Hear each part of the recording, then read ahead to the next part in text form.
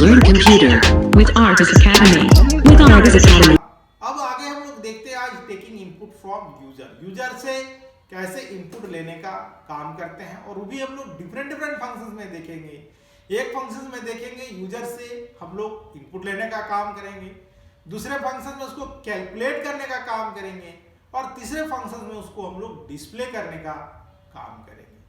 तो ये हम लोग चलो देखते हैं कि कैसे काम करता है, और इसका सीक्वेंस हम लोग मेंटेन करेंगे। मतलब सबसे पहले लेने का काम करेंगे, फिर कैलकुलेट करने का काम करेंगे, और फिर हम लोग डिस्प्ले करने का काम करेंगे। तो बच्चों अब ये पूछो कि सर अब मल्टीपल फंक्शंस क्यों बनाए, एक ही फंक्शंस में नहीं हो? बिल्कुल हो सकता है, लेकिन हम लोग यहाँ पर देखते हैं कि अगर हम लोग 3 या उससे अधिक फंक्शंस में लेना है तो कैसे हम लोग इसका यूज करते हैं, मतलब वैल्यू को कैसे हम लोग यूज करते हैं। तो ये हम लोग ने देखा कि जैसे मान लो कोई भी तुम लोग स्टूडेंट हो, कोई प्रोजेक्ट करते हैं, सारे स्टूडेंट को काम हम लोग बांट दें तो क्या होगा, काम आसान होगा कि नहीं होगा? जाहिर सी बात है आसान होगा। तो यहाँ पर भी हम लोग यही सेम कॉन्सेप्ट पर वर्क करेंगे, जो हम लोग अपने काम को बांट लेने का काम करेंगे। एक फंक्शन का काम होगा यूजर से लेना, दूसरे का काम होगा कैलकुलेट करना, और तीसरे का काम होगा डिस्प्ले करने का काम करना। तो चलो हम लोग देखते हैं बच्चों कैसे वर्क करता है, इसको हम लोग समझते हैं यहाँ पर प्रोग्राम के थ्रू। तो चलो अब यहाँ पर देखते हैं क्लास A3। अब हम लोग इनपुट लेंगे तो सबसे पहले लिखना पड़ेगा इनपुट java.util। लिख लिया। अब चलो हम लोग लेते हैं global variable int a, b, c। void get, कुछ भी नाम हम लोग रख सकते हैं फंक्शंस का नाम, मीनिंगफुल नाम रखना। अब abc 40.java। अब यहां पर हम लोग लिखते हैं scanner input equal to new scanner और सिस्टम डॉट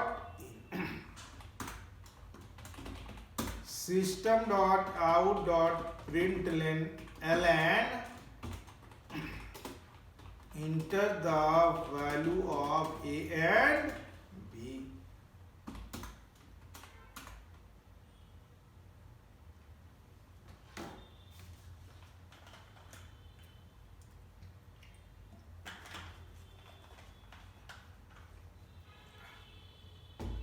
अब चलो हम लोग यहां पर लिखे enter the value of a and b।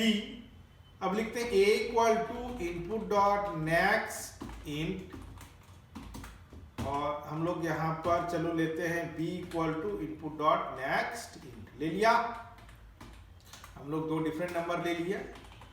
void कैल, अब यहां पर c equal to a plus b, calculate करने का काम कर लिया। void पुट, अब चलो बच्चों अब यहां पर हम लोग system dot out dot println, अब इसको प्रिंट कर रहे हैं value of a equal to plus a, system dot out dot println value of b equal to plus b, और system dot out dot println sum of two number equal to plus c। हम लोग ने ले लिया। अब चलो हम लोग मेन क्लास बनाते हैं बच्चों। Class abc 40 public static void main string args।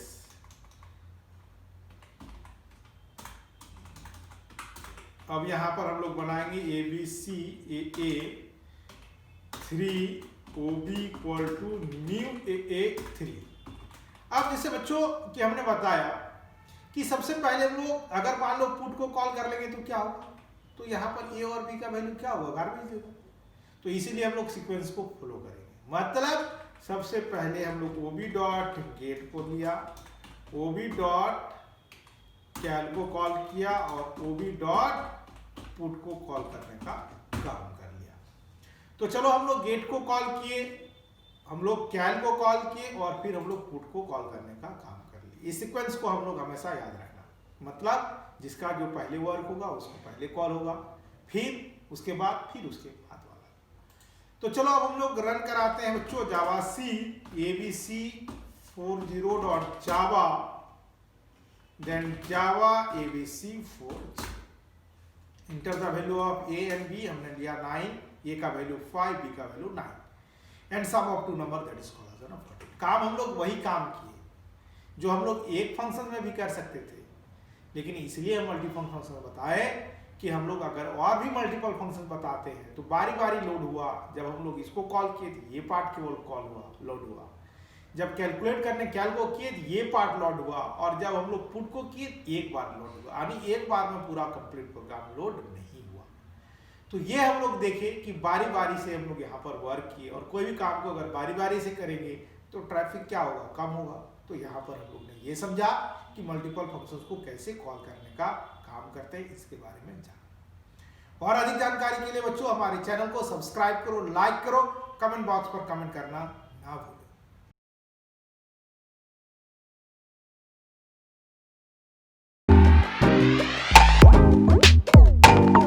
Learn computer with Argus Academy. With Argus Academy.